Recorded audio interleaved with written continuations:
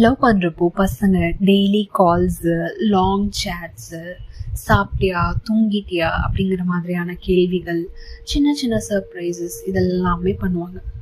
But marriage ஆனதுக்கப்புறமா same person தான், same love தான்.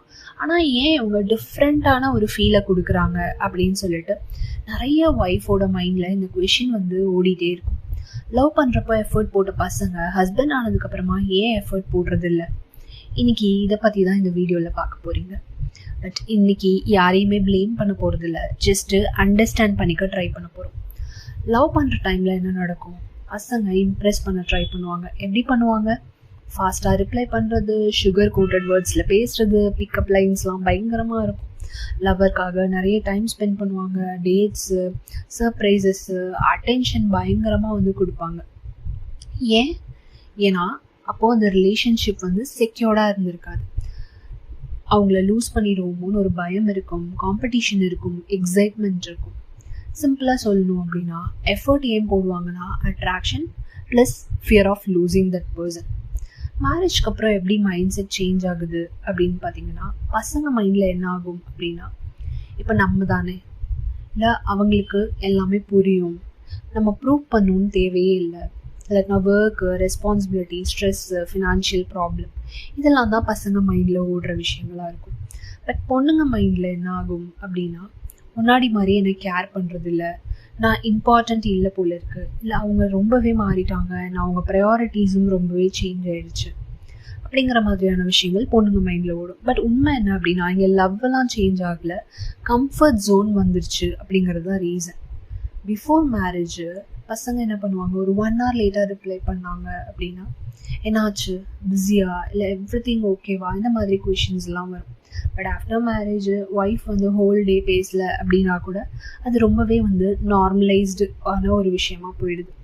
பிஃபோர் மேரேஜ் சாப்பிட்டியான்னு ஒரு 5 டைமாவது கேட்டிருப்பாங்க. ஆஃப்டர் மேரேஜ் ஒரே வீட்டில் இருந்தாலும் இந்த கேள்விகள்லாம் இருக்காது. And before marriage weekend plants இதெல்லாமே இருக்கும். ஆஃப்டர் மேரேஜ் ரெஸ்ட் வேணும், டயர்டாக இருக்குது அப்படின்னு ஒரு ரீசன் வந்துடும். டிஃப்ரென்ஸ் என்ன அப்படின்னா, இங்கே லவ்லாம் குறையில, பட் நம்ம எக்ஸ்ப்ரெஸ் பண்ணுற விதம் தான் மாறி இருக்கு. இப்போ கொஞ்சம் ஹஸ்பண்ட் சைடில் அவங்க எப்படி யோசிக்கிறாங்க அப்படின்னு யோசிச்சு பார்ப்போமா?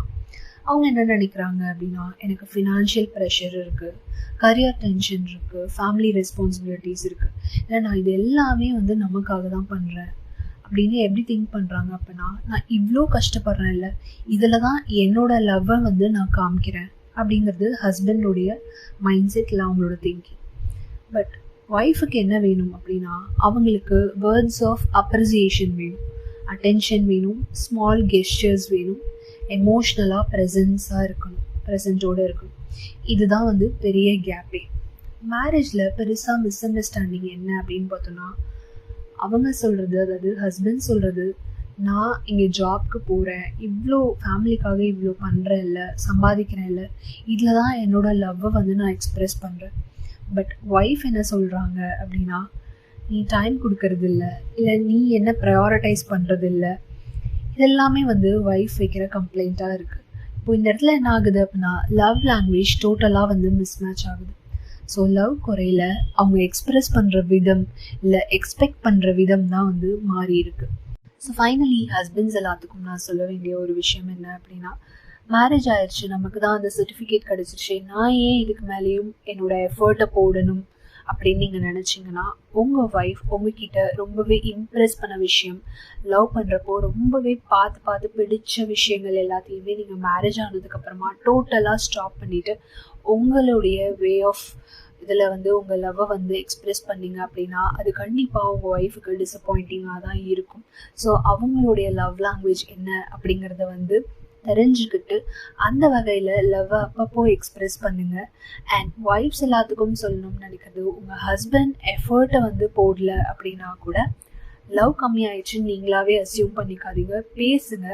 பேசி உங்களோட எக்ஸ்பெக்டேஷன் சொல்லுங்கள், சொல்லி புரிய வைங்க.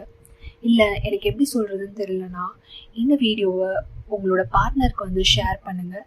அண்ட் இந்த மாதிரி கண்டென்ட்ஸ் வேணும், லவ் லாங்குவேஜஸ் எப்படி ஐடென்டிஃபை பண்ணுறது இதெல்லாம் தெரிஞ்சுக்கணும் அப்படின்னா என்னோடய பேஜை மறக்காமல் ஃபாலோ பண்ணுங்கள்.